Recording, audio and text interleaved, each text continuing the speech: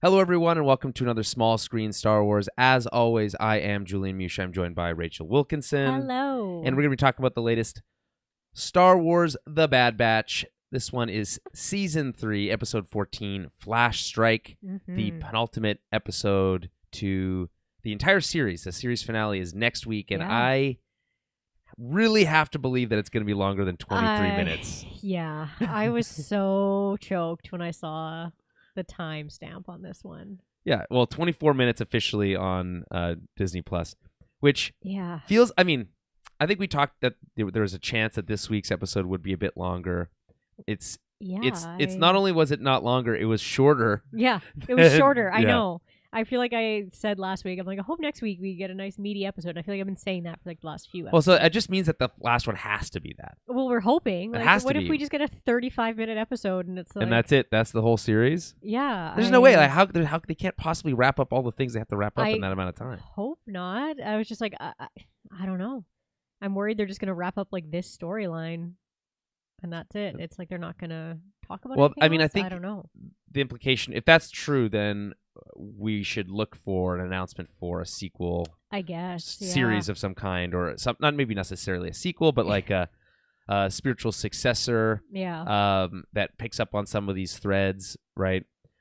Is this going to be when Rex goes into retirement with Gregor and everyone? Because if It's not, just too then that's much, still or- that's still what a I mean. thing. Yeah. Like there's just, I don't know. I hope we get a nice big episode because if I click on that episode and it says it's less than 40 minutes, I'm going to be like, okay, cool. So everyone just dies. Candace explodes. Well, End of series. I don't know, man. That's funny. So speaking of everyone dying, we don't really have any news, but we do have the death pool. So when we recorded last week, it didn't exist yet. It was just an idea. And then after we recorded and I was posting the show, I was like, you know what? I'm going to go ahead and stick this back in. For fun. And so you can go to, I think the easiest way to find it, there's a couple of ways. You can find it in the show notes to last week's episode. I'll include it in this week's episode's show notes as well. But you can also go to our Patreon, patreon.com/TowerBabblecast, and a public post. You don't have to be a patron to see it. There's a public post just about the death pool on there, and that's a link directly to what is a Google forms survey that you can fill out. It has all the rules for our game. I was expecting that we would have to set the deadline before this week's episode. I thought so too, but I guess not. But no one died this week. Spoilers. Yeah. So that means it's still in play. You can still go and input your picks for 5 slots, which I feel like is a lot considering it's a Disney show. But I figure it's more fun to have more guesses. It is. So do you want to go through our picks? Can we look at our picks? Yes, I can. Okay, because I was like, I don't remember. I think I remember, but yeah. Yeah, I mean, I know that we both had Hemlock on there. Oh, yeah. We basically scored it so that the most obvious ones got the least amount of points. Yeah, makes sense. Right? And then the least obvious or the most upsetting gets the most amount of points. Upsetting, yeah. Like the good guys, they get the most points. That's right. Bad guys, bad guys get 1 point. Good guys get 3 points, and then all additional characters, any other character is worth 2 points. Yes. On that. So I can go here. I'll go to the responses. So far, we've only got the 2 of ours. So a little disappointed in the community. To be fair, they did not know if it was going to be a real thing last week. That's true. So if you're just listening. Yeah, it's fair. There's still time. Yeah. So we've got 2 here. So I picked, we actually have very similar. I was going to say. They're basically exactly the same. The only difference is we both have Echo, we both have Crosshair, we both have Nala Se. Yeah. I think those all seem realistic. Yes. Both have Hemlock. That's a lock. You can Hemlock that pick in. Yeah. And then you have Commander Scorch. I have Clone X2. Yes. I'm now thinking that Clone X2 I don't even think he's on the base now. So right. Yeah. He probably just dropped off. I regret that decision. Yeah. But Scorch seems like a good safe pick too. Yeah, he's a safe bet. Yeah. I thought. I mean, either he dies or whatever brainwashing he's going through is erased or whatever. Or maybe he is just a bad guy and he'll just die. Yeah. So we'll find out. So anyway, go to find the link. There's many places to find it, whether it's in the show notes or on the Patreon or on the website, towerbabble.ca, tweet it. towerbabble.ca. It's also on the Twitter. That's a good point. Okay. I did tweet it, and it's on the Facebook page. Okay, yeah. So at TowerBabbleCast on Twitter, Facebook.com/TowerBabbleCast. There's so many ways to find it, and there's so many ways to find us. Speaking of the Patreon, it's the best way to support the show. We do monthly film clubs, which are exclusive podcast episodes just for the patrons. And we're doing a Western this month from the 90s. So a late stage Western, well after they became, they were out of vogue. But solid cast. So, anyway, find all the details to that on patreon.com/TowerBabbleCast. We have a short episode this week to cover, but I think a lot happens. Any general thoughts on this week's episode? Okay. If this were just an episode that was a couple ago, I'd be fine with it. I don't like it as a penultimate episode to an entire series. Yeah. I was left a little sad about it, I guess. Sad's good. The stuff with Omega, I feel like could have, again, I'm not trying to rate the show for anybody, but I just feel like that didn't really change anything. Or well, it's kind of they did the same thing that they did last week. That's what I mean. It's so she still went into the wall, and then she got still back. came back in time. Yeah. It's why couldn't we have seen what she saw last week, the first time she went? I agree. I 100% agree with that. I just feel like that could have. I don't know. I was just all right, so we just did the same thing as last episode. That's fine. It was cool. It's still cool to see her in there and all the stuff shooting around and whatever. It's not, and there was good fun action on the Bad Batch side of things. But again, I just I felt like last week and this week could have just been one episode. Yeah, I'm feeling that now. I feel like it would have been really cool to actually have those, and maybe in retrospect, if you're coming to the series, it's the year 2028. You've never the world has completely collapsed, but we still have Disney Plus. Yeah, and you're going and you're checking out this series for the first time, and you're binging it. It might come off differently, but this is a weekly release. They chose to do it that way. And I would have preferred, I think, also something a bit meatier, something that set the stage for, either left the characters in a more precarious position. Obviously, we get a little bit of that, especially with Rampart and an injured Wrecker. Yes. But we don't have kind of a really compelling cliffhanger moment. There's some cool moments, no doubt, but it just feels like an extension of last week's episode. It's the pacing is good. It's got relentless pacing. Yeah. And it's just go go go go go. The music from Kevin Kiner is really solid. This kind of just high energy kind of action theme, and that kind of carries most of the episode. And outside of that, we kind of get a little bit of themes that are a little bit quieter with the Omega stuff. But largely, it's kind of action heavy oriented episode, and that's fine. Yeah, but again, we're coming up to the end of this entire series, so exactly. I think as a fan of the series who loves the show, I think it's probably one of, if not my favorite animated series that Lucasfilm Animation has done. It feels. Listen, I don't want to start throwing comparisons to the final season of Game of Thrones around here, because boy, did that land with a thud. Yeah. But it has a little bit of that sense of we're rushing to the end. It doesn't feel like we need to do that. No. So they still have time to slow down and really land the plane next week with, it doesn't I think we should be clear that we're not equating length with quality. No, it's not it needs to be longer to be better. It's just that there's so much additional work that they could do with character work, setting the stage, all this kind of things that they could do with more runtime that they're choosing not to use. Yeah. Now, remember, this is entirely their decision, right? Yeah, they don't have to set this for television. It doesn't have to be 22 minutes exactly. No. It can be as long as they want. So they chose to do it this way. Previous seasons had 16 episodes. This one's only going to have 15. So the idea there is maybe there was originally 16 and they compressed the last two into one big episode. Maybe that's possible. Yeah, I guess. And then this wouldn't then be the penultimate. This would be the third from the last, and that might have had a different perception. on that. But again, Yeah. it's speculation. We don't know No, it's true. until next week. And that's what I mean. It's not like I'm not saying it's a bad episode. It wasn't a bad, but it just didn't feel like a penultimate episode for me. I think that's fair. Yeah. I think the other thing is I feel like there should be more buzz about the end of this series. I don't feel like I'm seeing it. Yeah, I know Jennifer Corbett, one of the directors. I follow her on Twitter, and she is very stoked. Yeah. She's always throwing out different gifs, Star Wars or not, that trying to like get people excited, and it's exciting. Yeah. But largely speaking, I'm not seeing a lot of discussion around the show, and maybe that's part of the reason it's ending so soon. I don't know. Maybe it wasn't the hit that they wanted or whatever. But I just feel like Star Wars could be doing a bit of a better job promoting this big finale. Yeah. I think they did that better for the final season of the Clone Wars than they did for this. But yeah, and I know that was definitely a bigger deal for the final series, like season of the Clone Wars, since it got tabled and then we got it back, and so that was more exciting for people who had actually watched the Clone Wars beforehand. But yeah, you're right. I haven't really been seeing any buzzing on the internet either. It's kind of Well, we'll do the buzzing. We're the buzzers. Yeah. So remember, Death Pool. Get your submission in. Yeah. You have one episode left.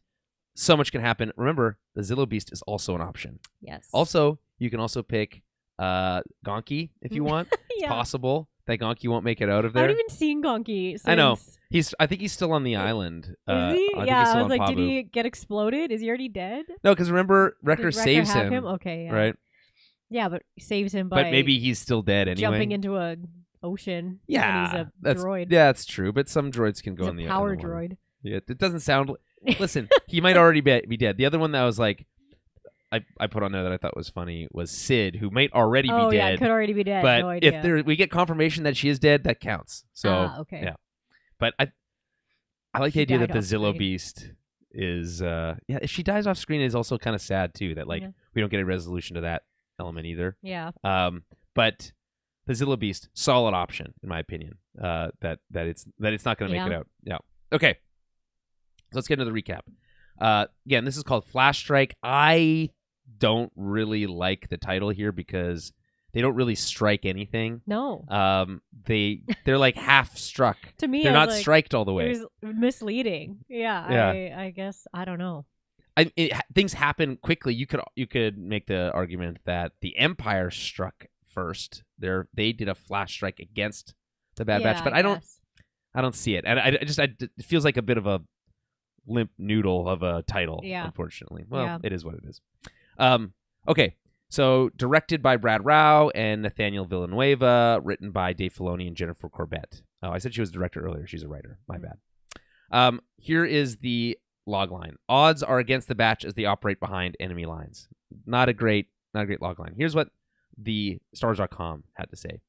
Latched onto an Imperial science vessel headed to Mount Tantus, the Batch finally reached the location of Hemlock's mysterious research facility. But as the Empire becomes alert to their presence and dispatches fighters, the Batch are forced to abandon ship and trek through the planet's forests. I thought it was a jungle. Anyway. Echo, meanwhile, remains on the science craft, looking for a way out. Inside the vault, Omega realizes that her brothers have arrived and moves her own escape plans into motion, including the rescue of her fellow M-Count prisoners. Mm-hmm. Which is accurate to the events of the episode. Yeah. Something we didn't have a chance to do the last couple of weeks, but I'm going to do it now, which is read a feature review from IMDb. Okay. This is an 8 out of 10 that they gave it, titled Good Setup, but Could Have Used More. Yeah. So I think we're all probably on the same page here. This is from James Urich. Okay. They say, this, alongside the past few episodes, was a very setup-heavy, action-oriented episode with a shorter than average runtime. We've got some Chekhov's gun setups and are prepared for the action of the series finale. A Chekhov's gun, by the way, is like a writing concept where if you introduce something, it has to play back into the plot somehow. Right? Okay. If someone shows you a Zillow Beast, that Zillow Beast should come back into the plot at some point. It's not just for no reason, right? Anyway, but I can't help but feel like we could have had a little more character. It's not a major issue because we have an entire series worth of character development behind these guys, but these shorter episodes make me worried that the series finale will not have enough time to tie things up in a satisfactory manner. That's exactly we feel what you, we James. say. We're feeling you. On its own, I promise I didn't write this.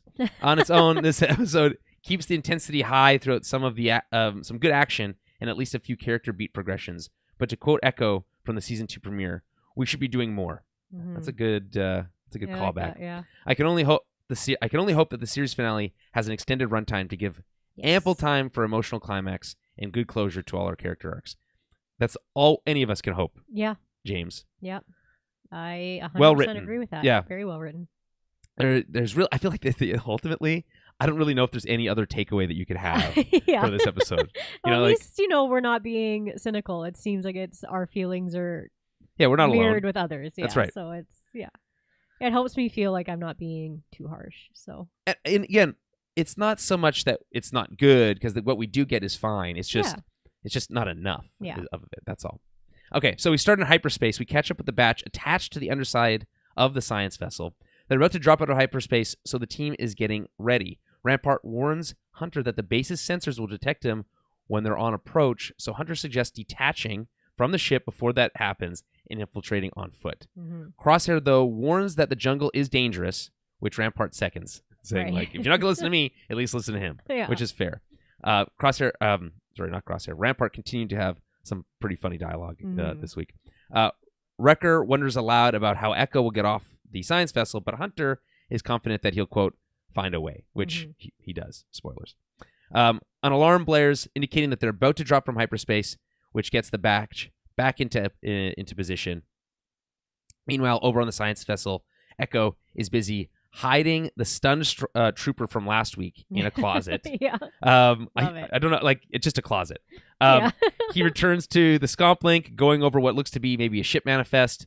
He's interrupted by a protocol droid, which arrives, forcing him to hide again. This is, by the way, this protocol droid is the same type as AP5 from Rebels. Oh, yeah. We actually get some more detail on this droid. Not as good of a voice. Same voice. Is it the same voice? Same exact voice. Oh, I see. I didn't think it sounded as, what's the word? I just feel like AP5 was more like, I don't know. More sarcastic? A little more droning and a little more like British. Yeah, I mean, so to me, this droid sounds a lot like if Tarkin was a droid. So he kind of has a lot of that same kind of accent. So this is right from StarWars.com. RA-781, the inventory droid in the science vessel, is a similar model to seen. Yeah, sorry, similar to one seen in previous animated series AP5 from Star Wars Rebels, and like AP5, RA-781 is also voiced by Steven Stanton. So there you go. It's intentionally not exactly the same, but pretty close. Oh, okay, yeah. Gotta say, right before we transition out of the hyperspace thing, I love the intro here where we see the ship upside down. Yeah. And you can see them walking around upside down in the ship. I think that's a cool visual. So I thought that was neat. Okay, we drop out of hyperspace back on Tantus, who is warned. Actually, sorry, I skipped ahead. They have not dropped out of hyperspace yet. We cut to Tantus, and on Tantus, Hemlock is warned by Scorch that the Bad Batch had infiltrated the orbital station with Rampart at Coruscant, and then, quote, fled on a stolen shuttle when the science vessel departed. Scorch believes they could be tracking the ship. So he doesn't know exactly that they're the exact plan, but we know that this base has tight security, and we're seeing it kind of in action here. Hemlock has Scorch dispatch fighters to monitor airspace. They're not taking any chances. Yes, yeah. Again, being competent. Not, yes, which makes the best version of the Empire when they're scary is competent evil people. And we figured this would happen because they stunned a bunch of people, but we're like, they're going to know who they are, and it's going to get back to Tantus pretty immediately once somebody wakes up, right? Right, so. But again, the fact of the matter was they had no other choice. That was the only way to get the information on where Tantus was. Here's what I would have done differently if I was the batch. Okay. I would have dropped off of the ship in a more, maybe not necessarily in atmosphere, maybe earlier, right? Right. Finding another way to approach the planet and sending a transmission to backup saying, here's where Tantus is. Everyone should know. Right, yeah. This is where it is. Yeah. Right? Which could potentially put, give them in a better position to either cause more havoc by having other people arrive or better yet, have Rex and his team specifically being able to jump into action and assist them. Yeah. Right? They don't get a message out. I have to assume, because next week's episode is called Cavalry, Cavalry has arrived or something like that. Here comes the cavalry. The cavalry has arrived. Yeah, the cavalry has arrived. Yeah, so that Rex, Gregor, all of them will be there to kind of like execute this final escape and breakout situation. But we have to now speculate on that because, again, I think the smarter move would have been to send that message now. Yeah. As soon as there's a potential that those comms would be monitored, so they didn't want to give away their position. Mm-hmm. But as soon as they were targeted by those fighters, they should have sent that transmission. Yeah, I agree. You know? Mm-hmm. Anyway, that's a nitpick. It's fine because I think those characters are coming next week anyway, so it's fine. Okay, so the science vessel drops from hyperspace over Wayland. As they enter atmosphere, they disengage from the science vessel, but the Bad Batch are immediately pursued by V-Wing fighters. I did like how there was no hesitate. It was just right away we're into this. Yeah. And this is what I mean by the music being really, I think, pretty solid here. Yeah. Because once the action starts, it doesn't stop, and it is, and the music kind of maintains that momentum really well. Definitely. So, Crosshair notes that the fighters aren't in a standard formation, which indicates to him that that Tantus was expecting them. Right. So they need to now, act accordingly and take evasive action. Meanwhile, Hemlock puts the base on lockdown. Scorch activates the laser cannons. I love laser cannons. Yeah. They're good. They sound so cool. I love like the flak explosion that they kind of have in midair. Yeah. I'm not sure exactly how that works, but it's fine. There is one of the things that I really liked was the sound design, which is important here because they specifically have the kids and Omega recognize that it's laser cannons. Right. But one thing that Screen Crush pointed out, friend of the show Ryan Airy, is that that was a sound design choice all the way back in A New Hope. Right. Because when they are attacking the Death Star, you can actually hear the laser cannons on the surface inside the Death Star, which is a cool touch. Yeah. Which I never really noticed before, but when they played it, I was like, oh, okay, I see it now. Huh. So I thought that was cool. So the base is on lockdown. The Bad Batch shuttle is hit by one of these laser cannons, as well as takes a shot from one of the V-Wings. So they are kind of in trouble here, right? Inside the vault, Omega and the kids feel the rumbling from the laser cannons, which Omega clocks right away. I love the laser cannons. Yeah. Yeah, she just knows. She's like, oh, okay. Right. Yeah. And so she knows, she puts the pieces together. She's like, oh, she lets the kids in on another secret. Yeah. Right? That, hey, my brothers are here to rescue me, and I knew they would come. Right? I love that little quote from her, too. It was just, I don't know. It gave me kind of like goosebumps a little bit, where she's like, what did she say? Like, they're here, and they're like, who's here? And she's like, my brothers. Right. They do. They've really. It's so cute. It totally is. It's just like, I don't know. It's just cute. She's like a little girl, and she's like, her big brothers are coming to save her. It's like, it's very sweet. It's her squad. Yeah. Squad goals. Every time, it feels like every scene that we leave the vault over the last week and this week, it's been like on like this badass line from Omega. Yeah. Right? Right. Yeah, exactly. Yeah, she's just had some good lines lately, and they're always like, they just seem like they're uplifting. Like they keep giving these kids hope every time, 100%. Which I like. I like to see the excitement in their eyes too. Because they don't really know any of these things. They're just trusting her that she knows and she's capable. Yeah. And that she's going to get them out of it. It's very heroic. Yeah, exactly. So Emery has the scientists follow lockdown protocol and has Dr. Scalder watch over what she calls the children. But with Dr. Scalder, because like you shouldn't be so worried about the specimens. I hate her. She's not very so nice. Much. She's very mean. Anyway, she's gonna Dr. Emery car is gonna go lock down the lab. So Omega lets the kids in on another secret. Her brothers have found her. It's very exciting. Back with the Bad Batch, obviously, as you mentioned her brothers, we cut to them. They take another hit from the V-Wings. Love V-Wings, by the way. I just quick side note. I think V-Wings are super cool. They're the precursor to the TIE Fighter. Yes. We saw them briefly for the first time in Revenge of the Sith. And I just think they have really cool sound design. I think they look really cool. Obviously, they share some similarities with the TIE Fighters. Like the sound of the laser cannons that they have are just straight TIE Fighter sounds. Yeah. And it's not quite this, like, we don't have the screech of the TIE Fighter, but it's close. So I just think it's a cool, like, half-step progress, right? I do love the TIE Fighter screech.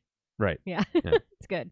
I also like the ARC 172s. Those are like those those fighters with the pilots at the front and the gunner at the back. Oh, yeah. The clone ones, which are like precursors to the X-Wings, which is kind of cool too. And they've got that like snub nose front. I love all the vehicle designs from this era. So Crosshair warns that their deflector shields are failing, which it looks like they already had, to be honest. Yeah. And so they dive, pulling what is at this point a classic move, which is the dive, spin around, shoot backwards as they're coming at you. They get one, they take out one. I think the other move there, which I think I've seen them use before, was to try to use maybe their own ship to take out the fighter, which is a bit of a dangerous move. Anyway, the other viewing escapes, so they're still in pursuit. Yeah. Hunter notes that they don't have any time to land, so they're going to have to rappel down with the shuttle on autopilot. Wrecker preps the rappel cables while Rampart freaks out over the whole concept. This whole thing, right? This whole you don't want to know that happens. I get it how the Bad Batch can survive this, but Rampart has no armor on. Like, no armor. He's just in his shitty little Imperial his little vest outfit. Yeah. And I was like, how is he not injured? Well, I think but Hunter does the work. Yeah, I guess so. Protecting him. Right? Yeah, because I'm like, how does he not have at least like a broken arm or like a I would have liked to see it like shoulder. him a little bit more scuffed up. More roughed up. Yeah. Yeah. Anyway, so Wrecker and Crosshair drop first. This is a very exciting action sequence. It's like, okay, we got to get off the ship. How do we do that? We're going to drop in motion, which is wild, right? How fast do you think they're going? 60 kilometers an hour? 100 kilometers an hour? They're crashing a plane. Yeah. So to me, I don't know. It's funny because we get Rampart's reaction, which is like a normal person's reaction. Like, absolutely to what not. They're doing. Yeah. He's like, well, you can stay on the ship. Like, whatever. Right. Have fun dying. But it is funny. Do you ever, this is probably a crazy person thing that I do, but when you're like in an airplane and you're either taking off or landing, are you ever looking out the window being like, at what point you think you could still survive if you fell, like how far up? Yeah. It's like if the plane crashed now and I had to jump. I could survive. Like, as you're going up, you're like, I could survive, I'd be dead. Have you seen the movie Commando? Not in a long time. It's so funny. There's a sequence where Arnold Schwarzenegger infiltrates an airplane. Okay. And it's so stupid.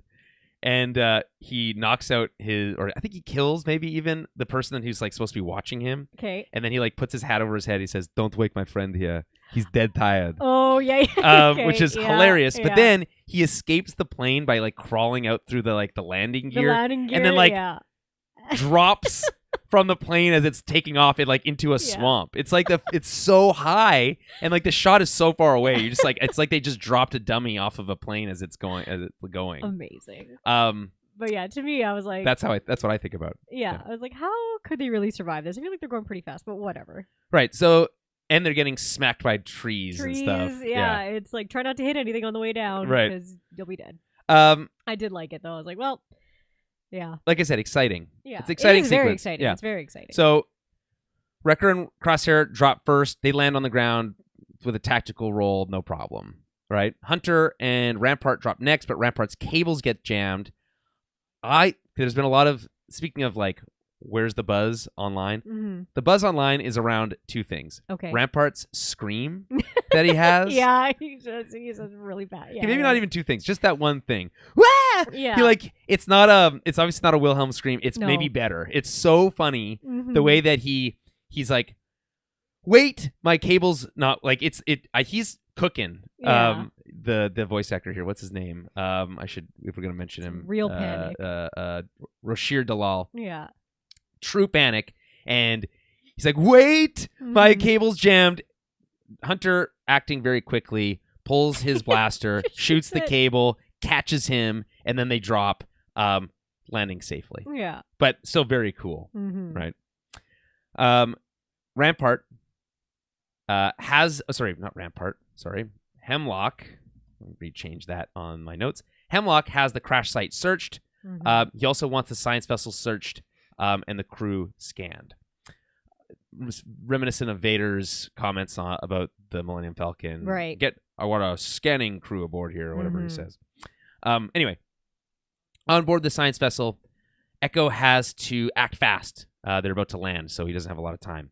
He steals the TK Trooper armor. Love it. And finishes his scomp link while the first batch of cargo and personnel are checked, and Scorch comes aboard to search the ship. You're right. There hasn't been enough infiltration via a stormtrooper armor. Yeah, we haven't seen it in a while. We talk about this a lot. We're like, wow, why did they just take their armor? And we finally got to see it. And I love the little cute every time they steal someone's armor, they have to walk out and show that they're adjusting it. Yeah, they're like, oh, okay, yeah, it's me in here, guys. Also, he has no hand, though, which is kind of funny. Yeah. I like that a lot. Yeah. It's like, okay, Echo, you still got to fix that part because, you're missing a whole yeah, but he uses the gun to kind of hide it. Yeah. Blaster, sorry. So it was just a matter of time. I'm glad they finally did that. It's a true Star Wars classic. I like that it's Echo too, but yeah, same. Although unfortunately he has to leave his cool armor behind. Yeah. I would like to get maybe a TK Trooper action figure, a Black Series TK Trooper. I'm sure those will be out soon. Yeah, probably. What are the chances? See, here's the thing. I think him leaving his armor behind is almost a guarantee he's going to die. I know. I was thinking the same thing. There's no way now he's going to be able to go get his armor back. There's no way. No. And there's just too many things. There's too many things going on. There's just no time. So, I mean, the clock's ticking for our pal Echo. I mean, they already killed him once, technically. Exactly. Really, he's living on borrowed time here, really. Exactly. Right?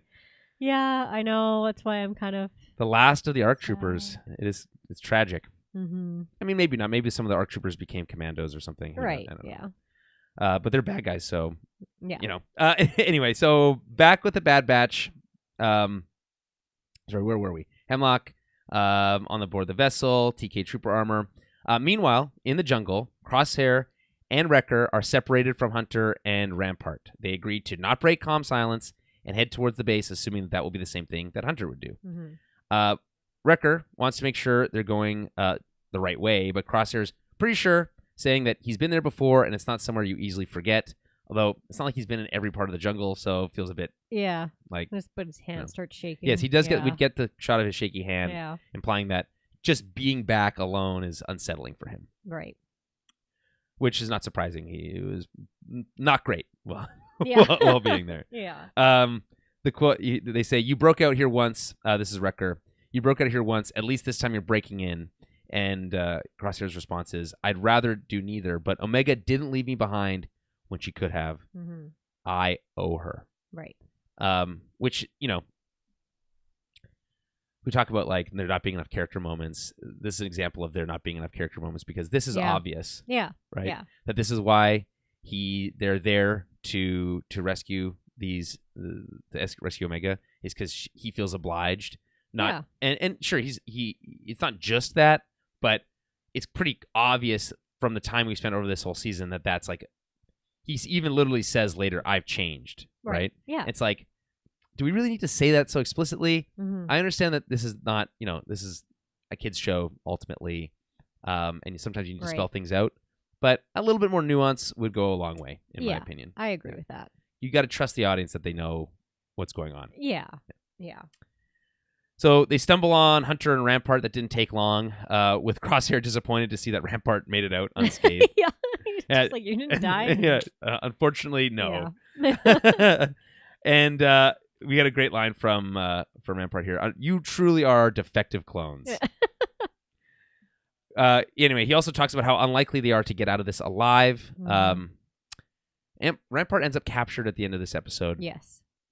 And I find that, like, of the pieces that they put in place, I find this one of the most interesting ones because we just know so little about what is motivating Rampart right now, right? Other than staying alive. Other than, his own freedom. Right, and it's not like being captured by the Empire is necessarily a good thing for him. No. He's still gonna, even if he's questioned by Rampart, there's no way in hell he's going to be able to get out of this by trading information. He has no information to trade anymore.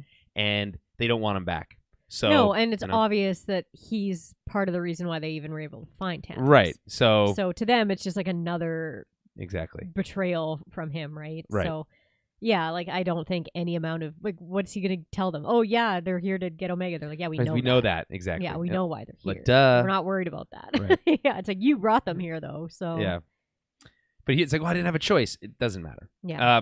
So love that this is a classic line. I feel like it's been in Star Wars forever, which is we'll take our chances about just getting out of this whole situation alive. We shall see how many you do get out of the situation alive. Yeah, we shall see. Anyway, they're interrupted by an aerial patrol overhead, causing them to take cover in the jungle. The Empire has dispatched LAATs to investigate the wreckage. They report that they found no bodies, which I feel like they got that answer very fast. I mean, like how do you know? It's a plane crash. Yeah, like did they? Maybe they were incinerated on.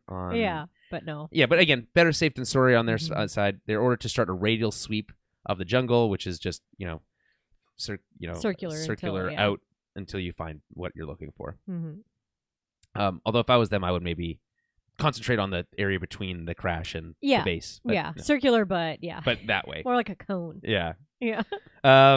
So back on the science vessel, the protocol droid from earlier returns, which is again named RA-781, and notices Echo in disguise. He tries to play it off. Echo tries to play it off, saying he's just checking the manifest, but that doesn't seem to convince the droid. Before the droid can trigger an alarm, Echo just shoots it. Yeah. Just no remorse. Boom. No, there's no stun setting. I don't even know if the stun settings work on droids, to be honest.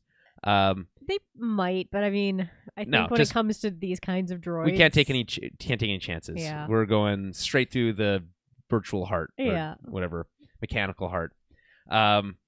Drops the droid. He can get fixed and rebooted.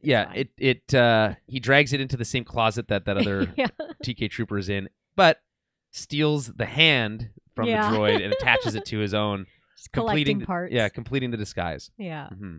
And then we get a great pun. Thanks for the hand. Thanks for the hand. Yeah. Which feels very much in line with some of the other funny puns we've got in Star Wars over the years, like "Don't choke on your aspirations, Director." Love it. Yeah. Okay. He then makes his way through the ship before dropping out the same pneumatic droid tube he entered through. He has to hide from the scanning crew and the personnel that are kind of checking the cargo. Mm-hmm. And it's just so fun to watch Echo doing the work. Yeah. Yeah. Like it is. Sneaking around and then just falling in with a squad of patrols. Yep. Right? Just fitting right in. Just boom. And he has the walk and the look down, right? So he just fits right in and then drops out when he needs to. Yeah. It's very satisfying. Which is why he's the kind of the perfect person for this job, right? Like he is just the best. Relax. Yeah. Echo's on it. Yeah. Yeah. Exactly. With the base on lockdown, though, the children in the vault notice that things are different than usual. Their vitals haven't yet been taken, and there are fewer scientists around. Omega proclaims that this is her best chance to use the transport shafts to scout out an escape. She asks the others to cover her if she's not back in time, but they don't know what that means. Yeah. which is so funny. Yeah, like what does that mean? What is that? I don't. Yeah. What does cover you? They do not a great job. No. Of it, well, they're little kids. They do just enough of a job. Yeah. Right. It's like I think the go-to would be to start a skirmish of some kind. Like someone gets upset with somebody and then they have to be broken up. That's that's the classic go-to distraction move. Right. But they don't even know what cover me means, so they're not gonna know to do that. To be honest, you're right. Their attempts are pretty sad. I'm hungry. Yeah. Come on. I'm hungry. Come on. Yeah. I thought they were. At Can least I go next? Refuse to give the blood sample. No, I don't want to. Put up a fight there, right? Because then it's okay. Then they have to take time to. But that also could raise too much more more suspicion. That's true. Yeah. Right. So you got to play it safe. Okay. So she asks the others to cover her, and she's counting on them. So she really puts the pressure on. Yeah. Yeah. So she starts climbing through the passageway before we cut back to the jungle. We see TK troopers with lurker hounds and lats overhead looking for the batch of really cool kind of 2 seconds of footage. Crosshair, meanwhile, is taking up the rear with Rampart, and he's kind of on him for not keeping up. Yeah. We get this kind of quick character moment, and this is where I feel like the most interesting beat kind of connects to him being captured. So he says, "You fall behind, you get left behind." Crosshair saying to Rampart. Rampart is surprised with Crosshair's change of heart, saying that he used to believe that, quote, good soldiers follow orders, which of course we now associate with Order 66. Which it's unclear if Rampart is even aware of that being a concept. Right. Does he know of Order 66? Does he know that those two things are connected? My hunch is that no, he doesn't. I feel like most people didn't really know what Order 66 was. From what I recall, it was just very... Like, it's the Kaminoans and the Emperor, and that's basically it. Yeah. Right. But Crosshair has evolved and points out that it's not just about the orders, but also who's giving the orders. Obviously, this is the lesson he learned when he shot, what was his name? Lieutenant Dickhead, whatever his name was. Dickhead, yeah. Anyway, Rampart scoffs at this, comparing himself to Crosshair and saying that they're the same, an individual looking out for themselves, right? Crosshair's response, though, is, "I've changed." Right? And what's the most interesting part is here is that Rampart's response is, "Sure you have." Yeah. Believing that there's still another shoe to drop, that that when push comes to shove, he's going to that Crosshair is going to look after himself first. Yeah. Again, another believe him. Yeah. Like, for now, while you're on, not the winning side, but while you're doing okay, yeah, sure. Sure. Wait for things to get harder. But I think there's two things here. One is it's an indication that Crosshair might sacrifice himself. Yes. And that they're setting that up. And that's why I added his name to the death yeah, pool. And that's kind of what we thought not since he came back to the Bad Batch. We're like, we think his redemption arc is going to end with him dying, self-sacrifice. Yes, yeah. Which that's a classic trope, and no one would be upset, I think, if that happens. No. Ultimately, I mean, some people might be super big Crosshair stands out there. Yeah. Do feel for you though. He's likely to die. Yeah. But I just find it fascinating. It's like, okay, so he believes that that's what Crosshair is going to do. He's now in Imperial custody. How do those two things kind of play together? Just be interesting to see how that comes together. There's a lot of question marks there, which is why it's fascinating. I love this, and also a trope when someone says, "You and me, we're the same," right? Right. First of all, in real life, I hate when people do that. Yeah. Don't compare me to you. We're not the same. Yeah. Right. And inevitably, when someone says me and you were the same, they end up saying something about them that you're like, I don't want to be that way at all. Yeah. You're like, right? I'm offended. Right. Yeah. me and you are the same. Meth users. We love meth. Right. And you're like, bad people. Yeah. Right? It's like I'm like, I don't. No, that doesn't sound like me. That's one time. Yeah. Right.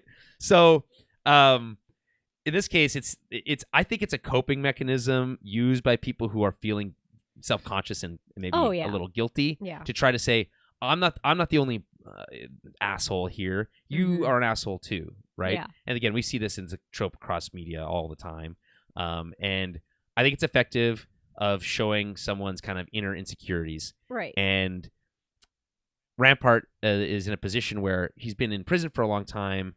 He's kind of empowered a little bit more now. But I think some of that kind of self-doubt is kind of creeping in here. Definitely, yeah. Okay. Inside the base, we see that Echo is still on mission. I just love watching Echo do his work. Jacking into another scomp link and getting the location of the lab. Meanwhile, Omega continues crawling through the elevator shafts, dodging speeding package boxes. Yeah. Do you like the look of this kind of like shaft situation? I thought it was kind of cool. Like, all right, so she's got to be careful because there's this stuff zooming around, and it's not necessarily always going the same way. Like sometimes stuff comes from any direction. Yeah, like across or up and down or whatever. So it was kind of neat, right? It's similar to when you're in you see in spy movies where they're like have to crawl through like the laser fields and whatever. So it adds a little bit more precariousness and why she can't kind of crawl as fast. But yeah, I don't know. I was like, I think I would. I don't know. I just don't feel the tension in this episode like I did last week. Yeah. And they had the opportunity to do something interesting that was unexpected. Instead of have her escape scot-free again. Yeah. Again, not to write the show, but you could have had her get caught here. Right. Because, right. Cavalry's arrived. Yeah. Right? Yeah. So, and by the way, now that I'm thinking about it just now, that title for next week's episode might not be that Rex and them arrive. It might just be that the cavalry has arrived to save Omega, and that is the Bad Batch. Yeah. And that's like, well, because Echo's line or something. Doesn't Wrecker say that in Clone Wars in their first episode? Oh, maybe, yeah. So maybe that's maybe a callback to that. I'm pretty line. sure, because it's like when they first meet them, Wrecker comes out and he's like, the cavalry has and he like arrived. picks up that massive piece of metal and uses it as a shield. I think so. Yeah, it's kind of like they're like I think they do say that in their. Okay, so in that case, then it might just be the Batch, and then we're concentrating on just that. But either way, yeah, I think they had the opportunity to do something more interesting here, and chose the safe path, and I think that's it's just. And that's what I mean. It's like we already saw her crawl through this vent there's nothing a new bit here last week. Like it's just I don't know. Yeah. Nothing new. Obviously, we see the Zillo Beast. Yeah, that's cool. Right. Super cool. Yeah. But yeah. Anyway, this is where like the high tension is supposed to be, but again, I feel like they diffused it already last week, so it doesn't really feel as intense this week. So we get a lot of quick back and forth cuts. Back to the jungle with the Bad Batch avoiding a patrol of TK troopers. They make their way to an escarpment, and while Hunter and the Batch discuss their best move, which Hunter believes is climbing their way over. Yeah. Right? Rampart gets some quick rest. Unfortunately, he decides to sit down next to a Dryax, which is the space bear. The big, angry space bear. Yes. Yeah. Of all the places you could lean against. Oh, I know. Gotta lean against a sleeping space bear. Yeah, and it's it's surprising that they didn't wake him up anyway. Yeah, So it might have happened regardless, but it is funny when you're like, oh, and you're like, oh, what have I done? There's a funny moment later too when they're like fighting it that I'll bring up, but we'll get to it. Is it when Crosshair like tries to smack it with his butt of his rifle? No, it's basically when they're like, oh, you can't, no blaster fire because it'll draw attention, but then Wrecker's just yelling. Yeah. I remember that. I remember that. Yeah. He's screaming. Yeah. So pretty sure your cover's blown anyway, and this thing's roaring. Like it's just like just shoot it, maybe. Right, and also Rampart's screaming like a little baby. Yeah. Yeah, exactly.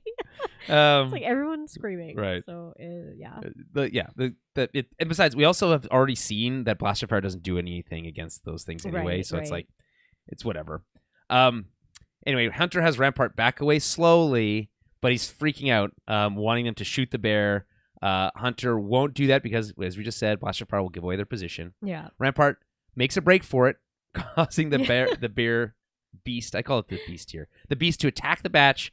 Hunter tries taking it on with his knife, and Crosshair gives it a shot with the butt of his rifle. Neither are effective. No. It gets a clean break though, and goes for Wrecker, cutting a big gash in his chest plate with those like razor sharp claws that it has. Same thing that almost killed Batcher. Right. And sending him flying into a tree. Hunter and Crosshair help Wrecker get up as the beast comes after them, but gets stuck between two trees. Meanwhile, Rampart's screaming gives away their position, causing a squad of troopers to engage the Batch. So they're kind of now being assaulted from the rear and from the front. Yeah. Luckily, the Dryax attacks that squad, giving the Batch a chance to escape. However, Rampart is separated in the skirmish and is caught by some TK troopers, and this is the last we see of him this episode. He looks very defeated too. He looks like he's just given up. Oh, yeah, I know. That's kind of why I feel like he's going to try to like sell them out, but he doesn't have anything to sell them out with, so I think he'll probably figure that out quickly. Yeah, yeah. Back in the vault, the kids are waiting for Omega when the medical droid and Scald arrive to take their vitals. Sammy is first up, but has her blood taken like normal. She doesn't really put up any fuss, but asks the doctor for extra food in an attempt to buy time. Scalder's response is, "It will pass." Yeah, I'm hungry. Yeah, it'll pass.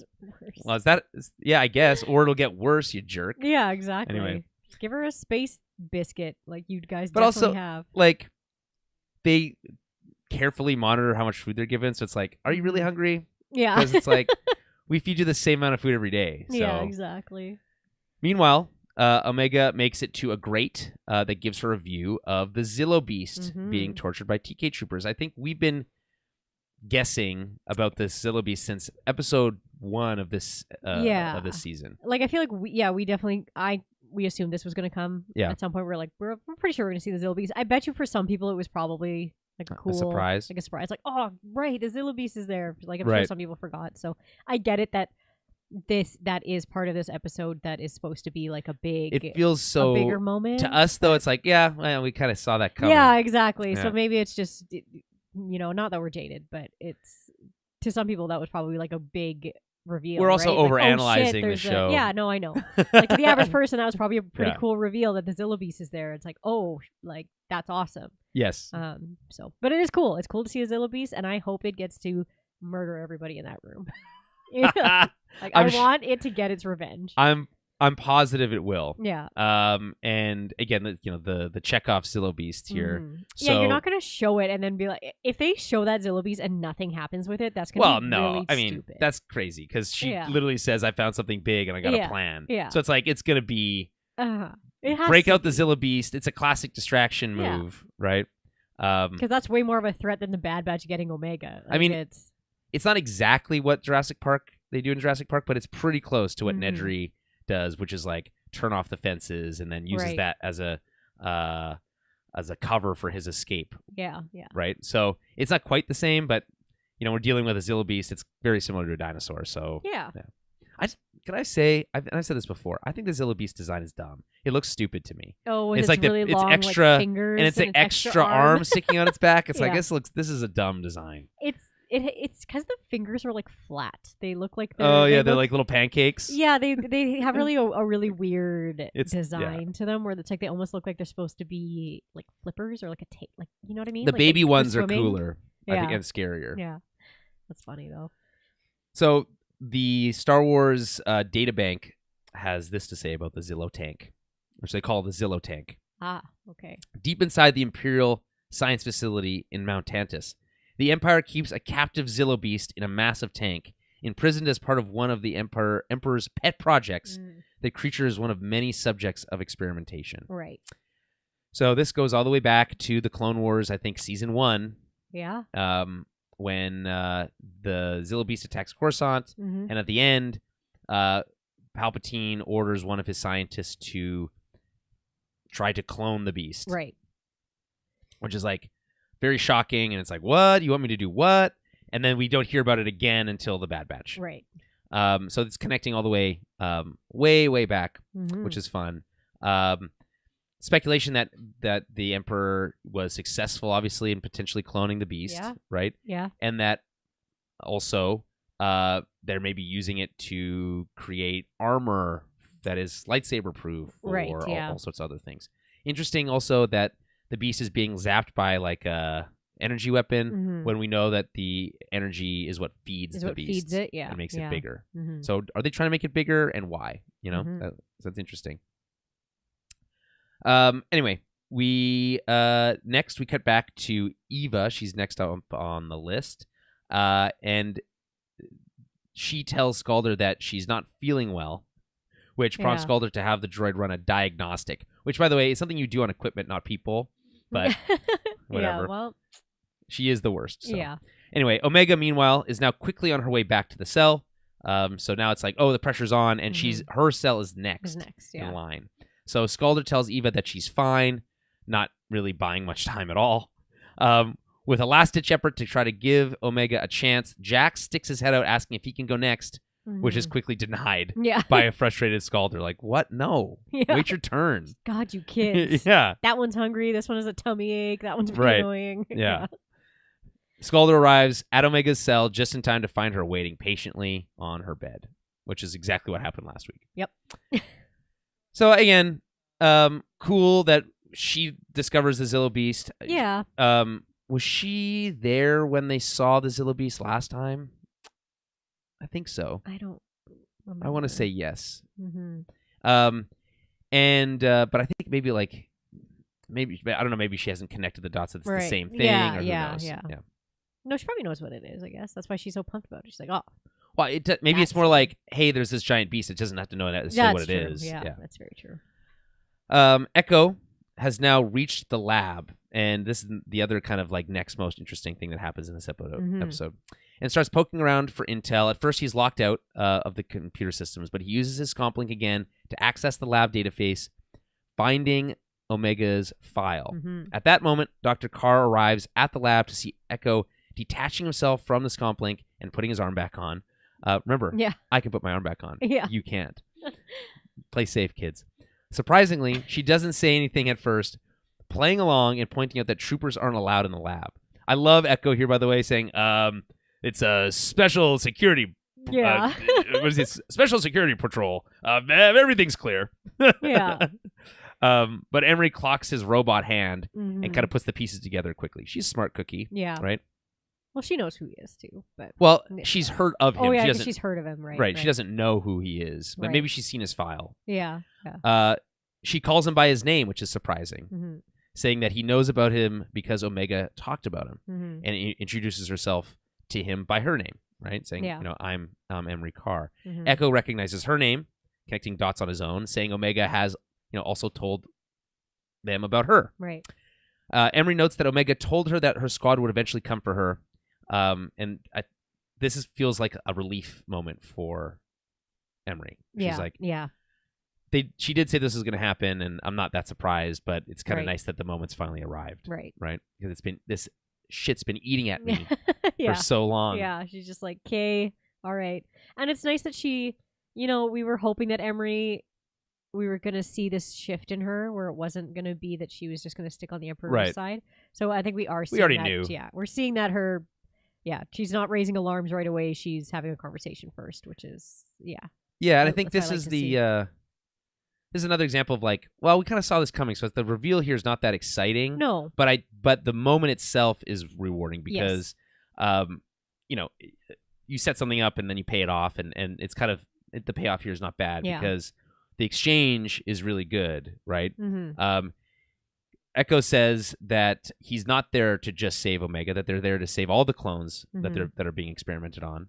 Emery kind of like recoils a little bit at that, and her response is that she was just doing her job, Right. which doesn't impress Echo. He said he's heard that before, Mm-hmm. removing his helmet and calling her out for betraying her own kind, which is Yeah. of course a clone. I love that he removes his helmet. I'm not sure if he's trying to like imply like, look at my face. I think so. I have been experimented Yeah, on. I think I so. know all about how this works, and it doesn't matter if you're just doing your job. Yeah, And by the way, absolutely.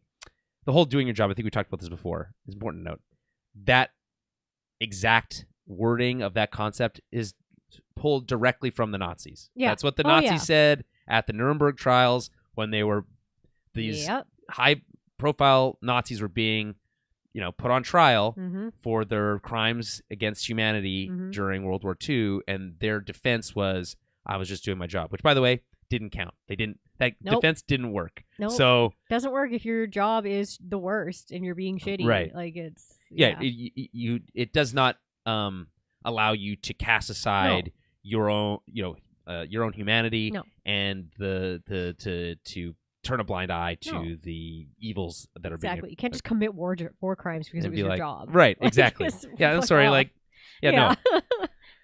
no. So it just again, important that it's being used here. Yeah. It's loaded language, but Yes. it makes sense, Absolutely. right? And her response to that is like, oh, that's not gonna cut it. Like I know that I am Yeah. guilty Yeah. here.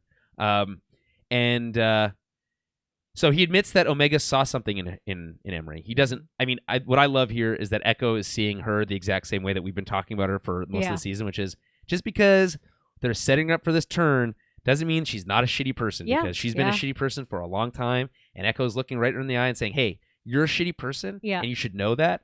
And yeah, that young girl who's a super awesome person said that you might have yet a role to play in this. Mhm. I want to believe her because I trust her, but Yeah. just so you know, I don't trust you, and Mhm. you are, again, a shitty person. Yeah.